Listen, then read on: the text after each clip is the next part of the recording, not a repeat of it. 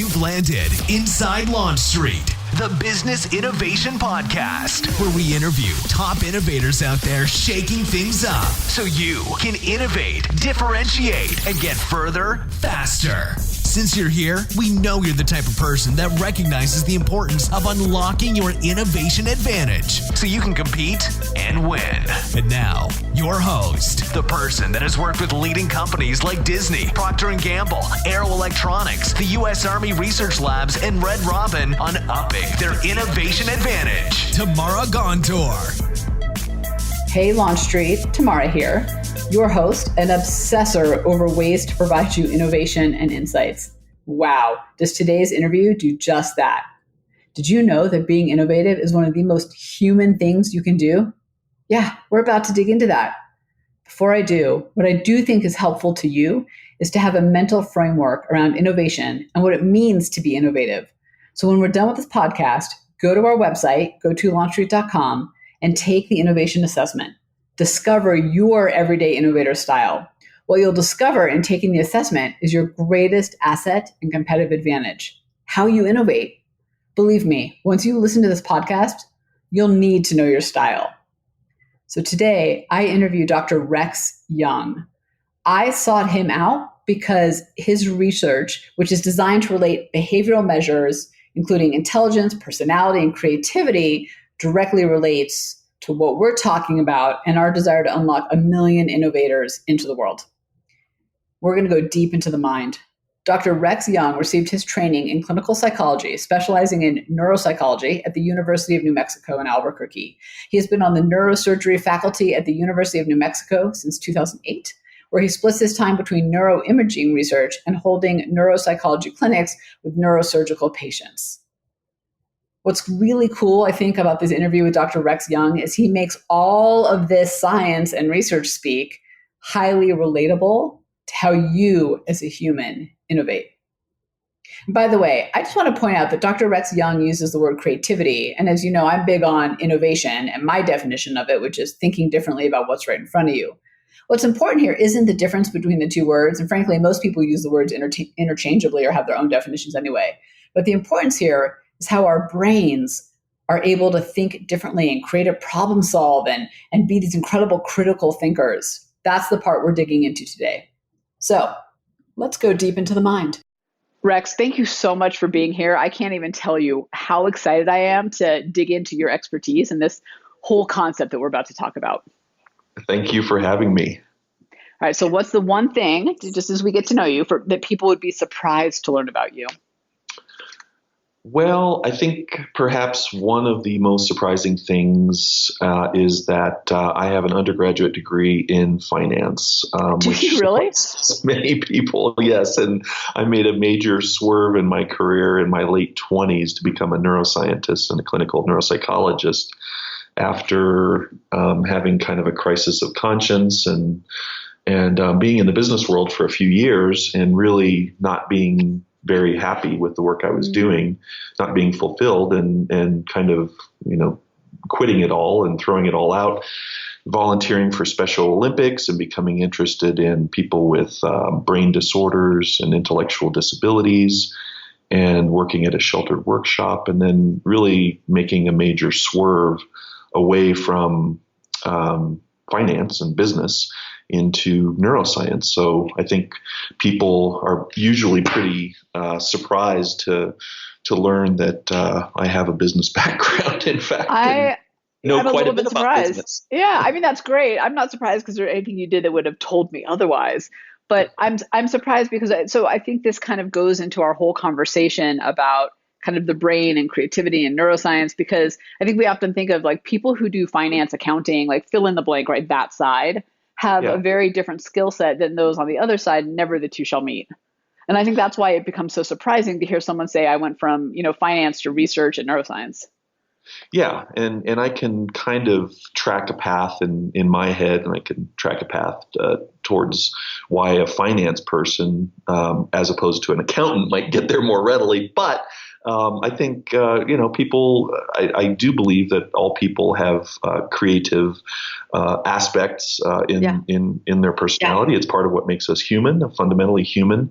And that in the world that I was residing in at that time, some of the creative things that I wanted to do with my brain and with my personality were not being well exhibited in the world. So I really just kind of went in a completely different direction.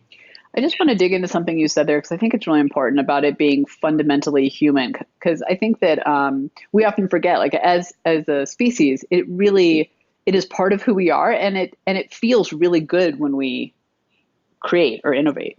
Oh yeah, I mean, from being creative in our relationships to keep them, spicy, if you will, to culinary creativity, to decorating our house. Being creative in our work, it really is at the heart of what makes us human. So we'll get into this, I think, probably somewhere in this talk. I studied intelligence, which is also very important to human success and human thriving.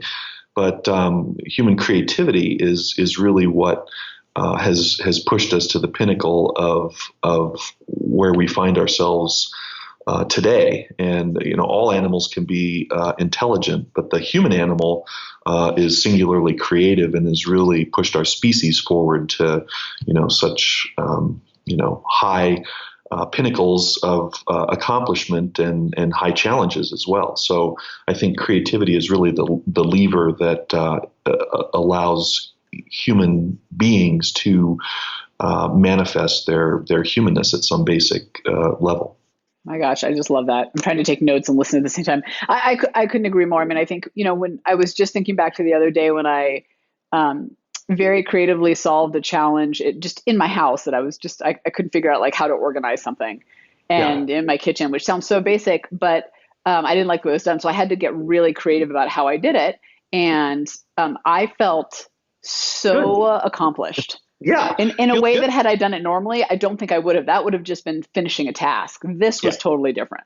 Yeah, no, it feels good when you solve a problem creatively and it fits and it feels good and I did that and it really feels like an accomplishment, whether it's something small or creating the internet or an iPhone or something like that. It really has the same sort of feel to it when you do something creative, new, the definition new and useful, novel and useful. Right. So I want to, you had mentioned intelligence and creativity. I want to dig into those. So will you start, because a lot of your research measures intelligence, personality, creativity. Will you actually just back up for a second and start by defining each of those and then helping us understand how they do or don't intersect? Yeah, so there are standard definitions of these in the literature. The definition for intelligence runs a paragraph or longer, but I've recently written a paper that kind of boils down. That's a long definition.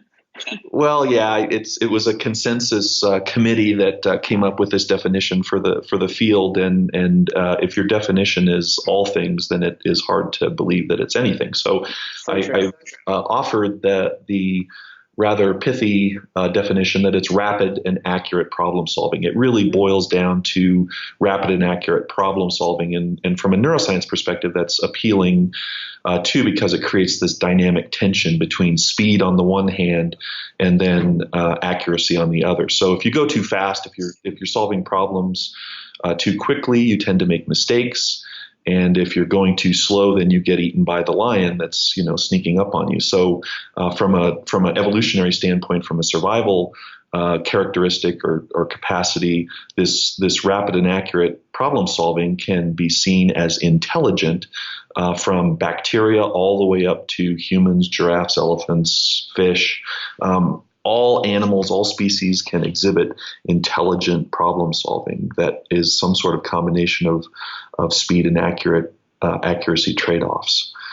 Creativity, on the other hand, is something somewhat different. It's novel and useful problem solving. So it moves into somewhat different realm where you're looking for relatively low probability problems that occur infrequently as opposed to everyday type things that you have to solve rapidly and accurately.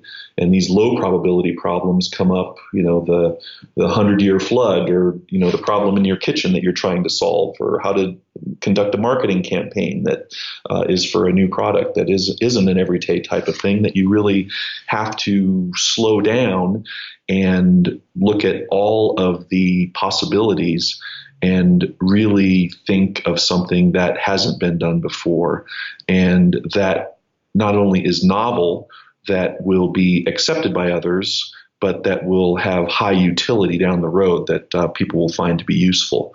Again, this creates a dynamic tension in the brain, this novelty and utility that brings together different neural populations that are kind of interesting as well. So the contrast between rapid and accurate problem solving and novel and useful problem solving can be readily apparent, and the overlap is you need both to survive. I mean, you need intelligence to survive on a day-to-day basis, to get through your life and get to work, and your relationships require intelligence. But there are low probability, low frequency problems that really require creativity to allow you to survive in the long term and to thrive in the long term. And I think that's where intelligence and creativity intersect.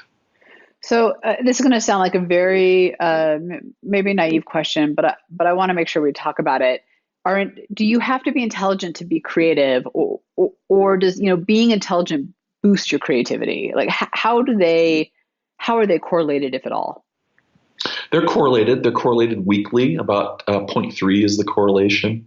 And if you talk to, so I belong to both intelligence societies and creativity societies. If you talk to the intelligence people, they will tell you that intelligence is everything, and that the more intelligent you are, the more creative you are. Now, I disagree with that. There is this thing called the threshold hypothesis that some will quibble with, that would suggest that a certain amount of intelligence is important in terms of being able to acquire knowledge, acquire bits and pieces of information that you need to put together in novel and useful ways. You can't not be intelligent in order to put the pieces together. An artist has to have understanding of color and tone and hue and brushstrokes and what's been done before. You have to be able to acquire knowledge in order to put it together in novel and useful ways. But sometimes that rapid and accurate problem solving can be a limitation if you are just devolving to the quickest solution every step of the way. You need to be able to slow the process down, to look beyond what's been done before, and to find a truly novel solution. So a little intelligence certainly goes a long way, but it is not sufficient to produce creative problem solving. So I want to understand how it works in the brain, like how those structures work. But before I go there, I want to ask you, I'd love to get your perspective on this, because you were just saying with intelligence, with that rapid and accurate problem solving, you're looking for what's done before, you're looking for what's right, you're going fast. Given how, how fast the world is moving right now, and how there's novel and new everywhere right now. I mean, it's just like we're inundated with between technology and social media and how jobs are. And I think the latest stat I read was that 3 out of 4 college students recognize that the degree that they're going to be getting in the 4 years will be irrelevant by the time they get out of college. Yeah. So how do we think about intelligence versus creativity given I don't want to say it's dead, because that's not fair, but our need to come up with those novel and useful solutions seems greater and more rapid than it did in the past?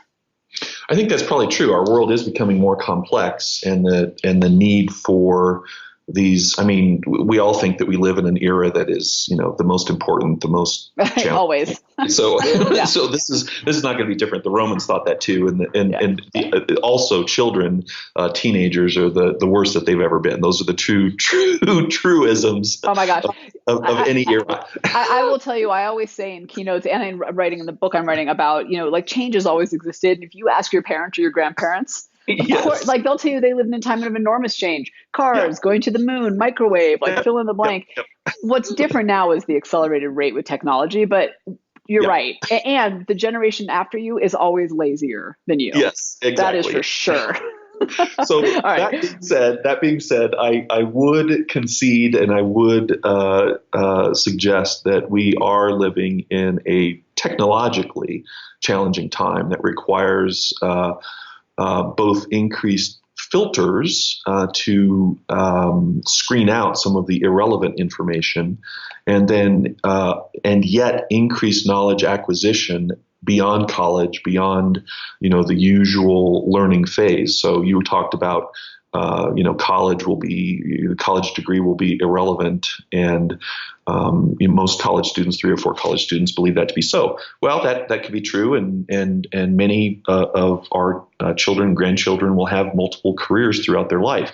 That requires increased knowledge acquisition, flexibility, and that novelty generator to be able to accommodate change. So I think that pulls towards both intellectual capacity, intellectual skill, and creative problem solving. So I think the challenges will be keen for both of those moving forward. So how are they structured the same in the brain, or are they different? The first thing to say is that you need all of your brain to do both intelligence and creativity. If you're missing part of your brain, or if there's big, chunks taken out of your brain, you're going to have a hard time doing either intelligence or creativity.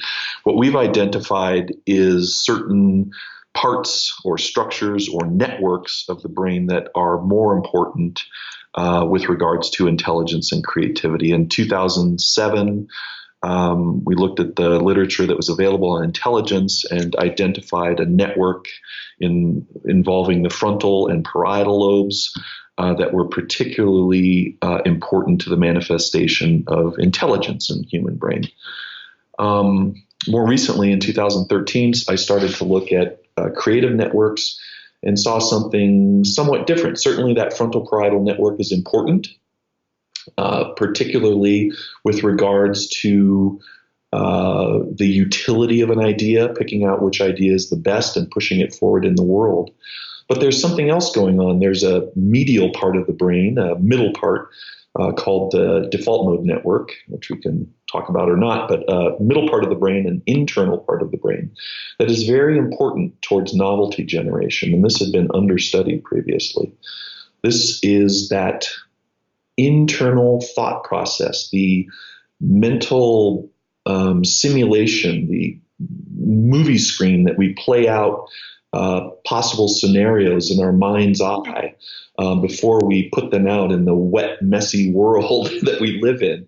And so we can try before we buy by doing mental simulations. And this default mode network is very important to play out possible scenarios in our mind's eye. To see if it would work, to see if it's even plausible. And this is a very important network in terms of novelty generation for the creative process. So this interplay, this back and forth between the so-called default mode network, this internal process, this thought process, and then the external drive, this generator to make it useful, to make it manifest in the external world is really underlying creative cognition. So there's different parts, different networks that are important. But again, the take-home message is there's no 10% use of your brain. You need all of your brain to do these very complex things. Do you think it's fair to say that, I think there's a little bit of a myth out there that, the right brain is a creative side, the left side is the analytical side, but never the two shall meet, right? They're mutually exclusive. Yeah. And you're either super dominant in one or super dominant in the other, and that's that.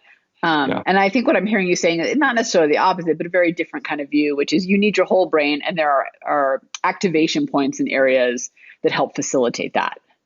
Yeah, and you talked about when you give, keynote talks or talks to large groups. When I give talks, I go through these myths, and there is the right brain myth of creative cognition. I go through why that might have emerged and why that gets, it's so appealing to popular audiences that, if you could only just tap into your right brain, you could be more creative. And yeah, it's a nice thought, but that's not how creativity works. That's not where creativity resides in the brain. The 10% myth is another the Einstein, right? Isn't that what you said it? Yeah. And the Einstein myth that you have to be a genius to be creative. I mean, that only the rare genius or people who are mentally ill are creative. So you have lots of examples of people with mental illness who are creativity, but for every example of people with mental illness, you have, the crazy creative types, and for every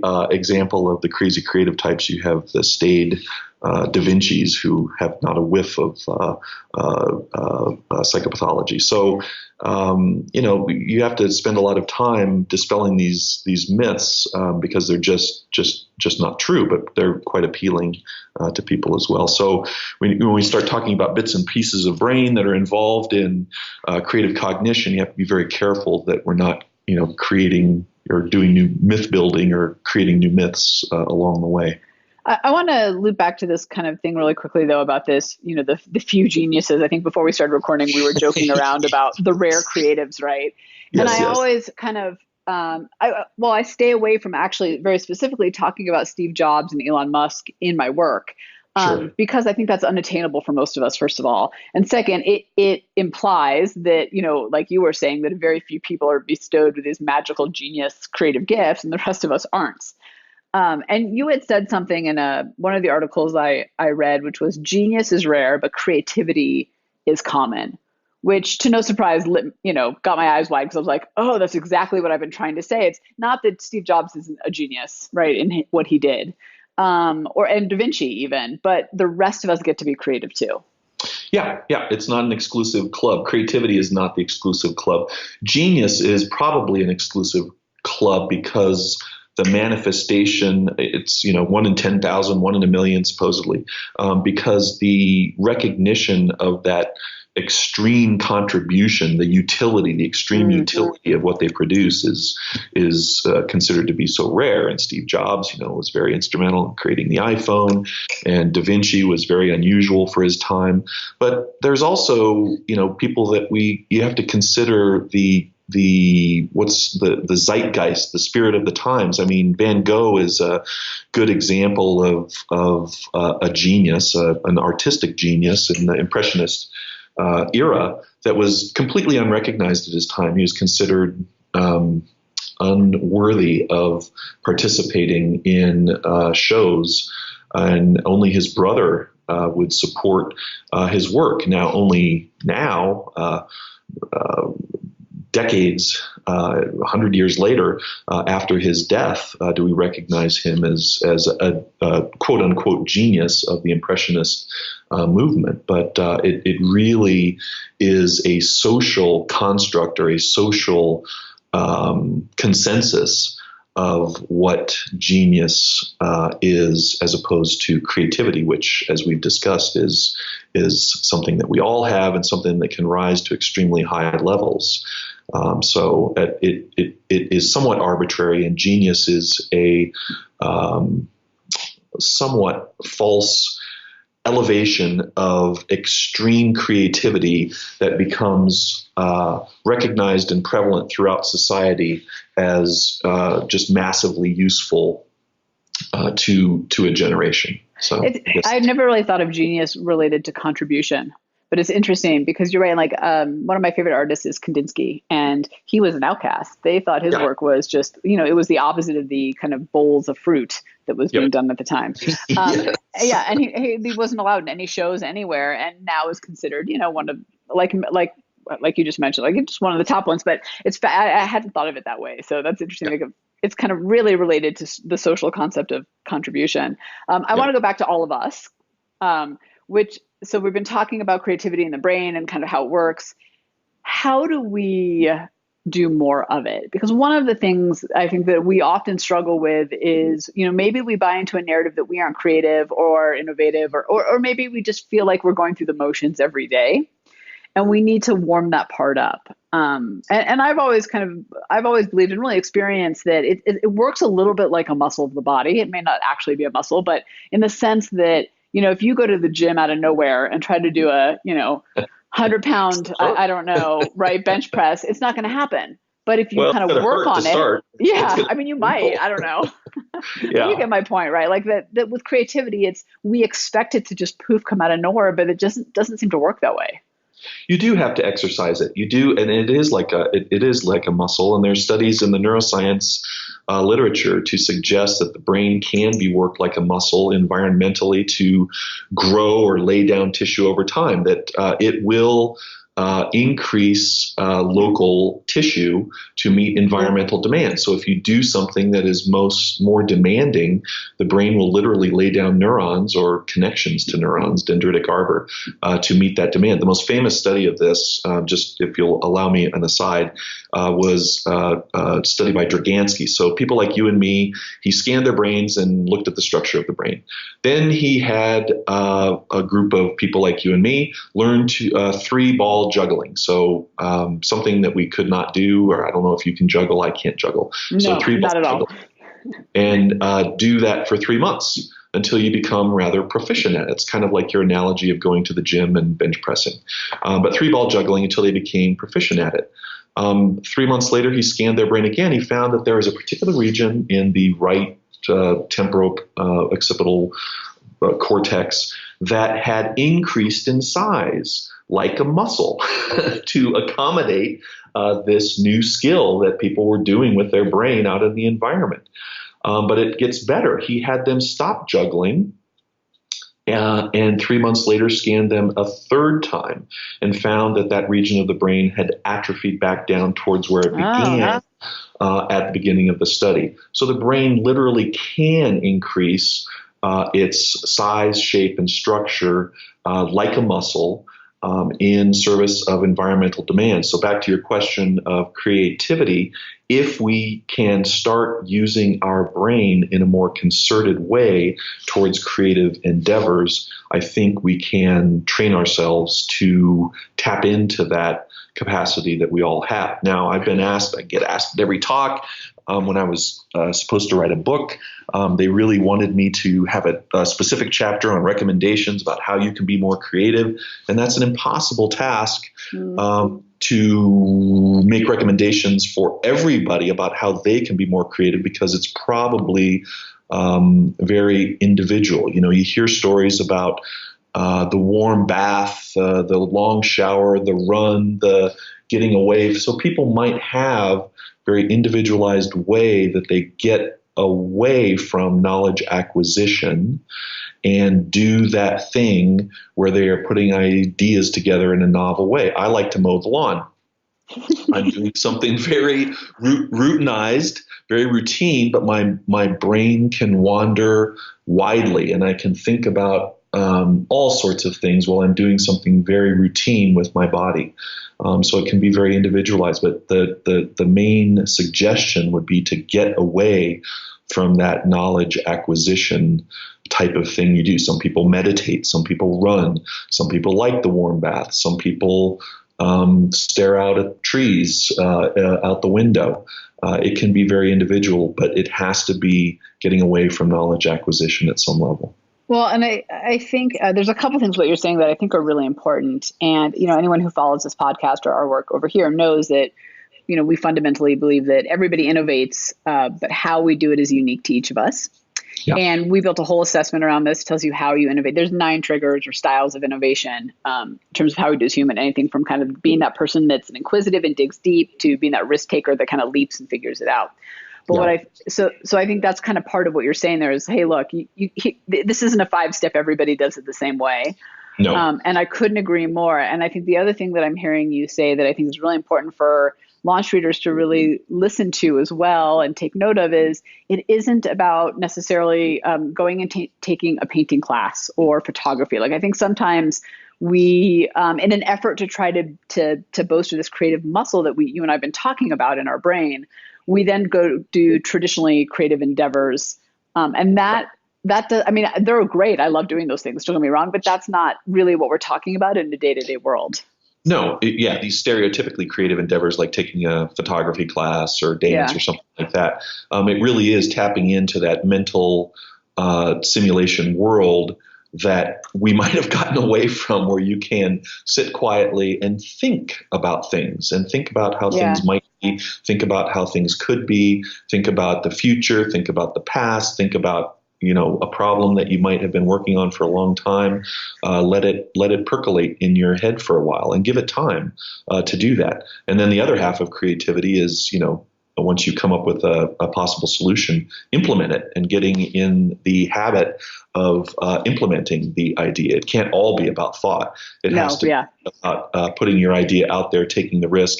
And another good research that comes from the creativity literature is that people who put out a lot of ideas tend to put out good ideas. So taking the risk of putting out your ideas, you're much more likely to put out a good idea if you put out more ideas rather than fewer ideas. Picasso is a good example of that. I mean, they're cataloging how many works of art he had. And I don't know, it's 20, 30,000 individual works of art. And I've been to some Picasso exhibits, one in Germany when I was over there, of some of his plates. And they were just horrible. They look like they've been done by a child. Playing around with different ideas and putting out ideas. They don't all have to be Guernica. They don't all have to be a masterpiece, or Kandinsky, as you're saying. They're not all going to be his best work, but putting out these different ideas, trying and failing, is better than keeping it all in your internal template. Is that because, and first, if you have any literature that I'd love to see on that, because I've always heard that. Yeah. And I've got a little sticky note actually right in front of me about find the actual research that says about quantity. Is that because, though, one, that in that quantity somewhere there's going to be a nugget that works, right? If you throw it all out there, something is going to, it's just a matter of volume. Yeah. And or because in giving yourself that permission to constantly achieve that quantity and put the stuff out there, you're also building that muscle. So you're going to get, I don't know if better is the right way to say it. Yeah, that's a very good question. It's the chicken versus egg question. Probably both is the best answer to that. Is probably an iterative process or a reiterative process that you are building that muscle along the way as you're putting out more ideas, and the ideas are increasing in their quality. So it's not just a quantity issue, but it is a quality issue. If people want to look up the literature, it's called the equal odds rule. Dean Keith Simonton at UC Santa Barbara, perhaps, is the biggest researcher in this equal odds rule. And he goes through various, famous people like Beethoven and Bach and different. Well, we have them cataloged.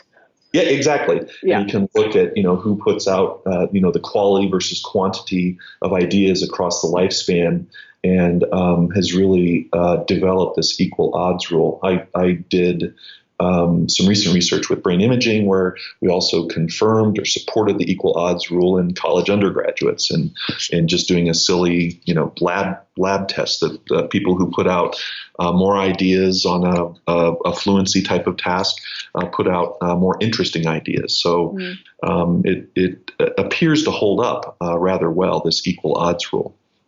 I mean, I think, and what I've experienced for sure over my work life is that the more we put out there, the likely we are to get to the answer that works, whatever it is. And I was just kind of curious why. It's kind of interesting. So I want to make it a little bit more personal for a second and ask you this. If we all have this ability to be creative, as you said, it's common, right? It's fundamental to the human condition. Why don't we do more of it? Why do we shut it down more than we maybe even realize? Well, it interacts with it. Well, so this is... So it's not evenly distributed across all people. Like anything, it conforms to a bell-shaped curve, which is the unpleasant thing to talk about, that some people have very little of it and some people have quite a bit of it. But most of us have an average amount of it. So some of us might have more than we expect and underutilize it. But there's also interaction with the environment, and negative interactions can lead people to shut down that creative expression. So personality variables start to come to play, where people are more introverted or extroverted, people are more confident or less confident, and people are more, neurotic, frankly, or less neurotic. So you start to get an interaction with personality variables, where people are more exploratory or confident or extroverted versus not, that interact with this propensity in very interesting ways. So it doesn't manifest itself as a unitary variable. You have sex variables, males and females might exhibit this more differentially. You have age variables. People probably exhibit this differentially across the lifespan and feel confident in their 30s and less confident in their 20s and so on.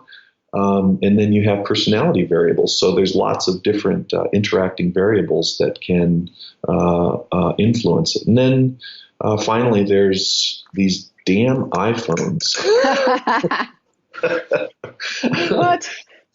That distract us. Yeah. We have so many distractions these days that it really is hard to find that quiet space. Facebook and Twitter and I this and I that. We have information bombarding us continuously, and it's really hard to find that quiet space to just do it. Well, it's interesting. It kind of loops back to what you were saying earlier about getting out of acquisition mode and kind of taking all that stuff you've gathered and doing something with it. But if we're always on our phones, we're always acquiring. We never get out of that mode. Correct. And that would be my main advice to everyone. And I try to do this myself, is to spend some time off email, spend some time off, away from iPhone, spend some time away from this digital world that is wonderful and allows us to fill our head with so much information, but we need to be able to do something with that information that is both novel and useful. Yeah, it is amazing how the technology is, in my opinion, so valuable on one hand and so frustrating on the other. Yeah. Okay. So before I ask you the last question, where can people go to connect and see more of your work? Well, I'm on Twitter at Rex Jung, I believe, REXJUNG. I have a website, RexJung.com. And occasionally I publish in Psychology Today. You and I were talking a bit about my other life. I'm a clinical neuropsychologist, and I work in the Department of Neurosurgery. I have an article out recently in Psychology Today called Unwavering Faith, which discusses an experience during awake craniotomies. I perform or help neurosurgeons during awake surgeries to remove tumors. And this is a story about working with a patient who has brain tumor and is undergoing surgery. We wake patients up, and I do testing of them while they are undergoing these awake surgeries, so that we can protect things like language and motor functioning while removing the tumors. So that's an interesting new venture that I'm excited about. Do you? This could probably be a whole other podcast, but just in a nutshell, do people go through waves of emotions and beliefs, and while you're talking to them? Oh yeah. Surgery? I mean, it's a very intense experience. I'm trying to write a book comprised of these individual stories. I've only written one of these stories so far, but I have about 5 or 6, rumbling around in my brain that I'd like to put down on paper that I think people would be interested in reading. So I'll see if I can find some time to get these written, because I think they're interesting. People are at their most vulnerable, certainly, and have very interesting experiences. And again, everyone can do this. So you would be surprised that people can wake up during surgery and, their head brain is exposed and the tumor's being taken out, and they can do this. You could do this. It's hard to believe that you can undergo this procedure, but it's a very profound experience and important experience to really get at the fundamentals of how the brain works and how our humanity comes to bear during this procedure. Well, I have to imagine, right, that in those moments when you're talking to those people, that's without all the layers of the environment. Yeah, it really gets. I'm under this little tent, and it's just. Yeah. Them and me, the patient and me, just talking and making sure they continue to talk and continue to move their body parts and continue to function as a human being while this bad thing is getting removed from the brain. I can't even fathom. And really, what kind of blows me away with this conversation, and anytime I look into research on the brain, is how astounding the brain is, and what we're actually mentally capable of. If anyone tells you that they know anything more than 10% about how the brain works, then they're probably lying to you. Right. It's really uncharted territory. Even neuroscientists like me, it's clearly the most amazing thing that the universe has ever created, and it's very uncharted territory. Well, and to not to geek out too far for listeners, but to go back to what you said about, part of the reasons that we always talk about it kind of in terms of innovation, but same thing, right? So that we aren't more creative is these environmental consequences that we get for doing it. And it's amazing to me that the brain can overlay functionality with emotion and connect those two so deeply. In a way that you don't necessarily even see in the jungle all the time. And in fact, I recently was reading this research that was talking about how teachers rank creativity as very high on a skill that's important to learn and practice in the classroom. However, there's a negative relationship between kids that they rank high in creativity and kids that they rank high in who they like, that are likable. That same research. Did you read that? Fascinating to me. They like those kids the least. They're the troublemakers in the class. Yes, right. Because if you look at some of the traits that go along with creativity, it's like bending the rules, doing it your way, speaking up when you don't agree, and things that we want them to do as adults, ultimately. But that was fascinating to me. And I thought about that. And I don't have any specific example from my life, but I thought, wow, I bet you.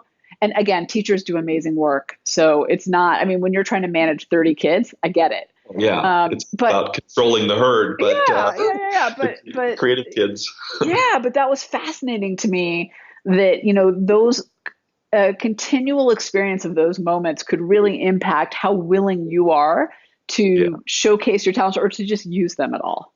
No, that's a fascinating study. So we have a long way to go, and and often our desire to see more creativity is not borne out with our willingness to tolerate it with each other. Right. You know what? That was very well said. Right. Our desire versus our tolerance level. Yep. All right. So this has been fantastic. Last question for you. What's your final piece of advice for those of us who, regardless of where we are in our ability to be creative, just want to take it to the next place? And I know it's not going to be one exercise. I got that. So when I talk to groups of educators, I say recess.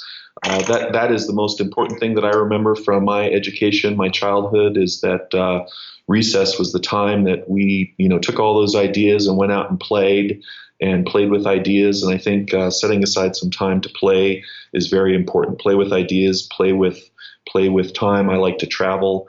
When I can. I don't get to travel a lot, but that is playtime. If you can carve out a time in your day when you can play, however that is manifest, or call it recess, whether it's 15 minutes or 20 minutes or half an hour, and go take a walk or play with ideas, I think that would be my best advice for anyone. Get away from your iPhone, get away from your email, and go take recess. Yeah, I really, as you've been talking through this whole thing, have really been thinking about how to be way more intentional about when I'm acquiring versus when I'm creating. And not that there isn't some creativity in acquiring, but just making sure I'm not constantly just taking in stimulus. Yeah. And really being more intentional about that. Yep, I think that would be my best advice. And if people could be a bit more intentional about that away time, then they can come back refreshed and go get it done. Go innovate. Yeah, exactly. Rex, this has been phenomenal. Thank you for giving us some real insight into ourselves and how we work. Thank you for having me, and good luck. Thanks for hanging with us on Inside Launch Street. If you know someone that is truly ready to unlock their innovation advantage, have them join you on Launch Street. Discover your innovation advantage. Build a team of high-performing innovators and ignite ideas and solutions that create massive impact. GOTO, launchstreet.com. Remember, innovators, if you don't take the leap, somebody else will.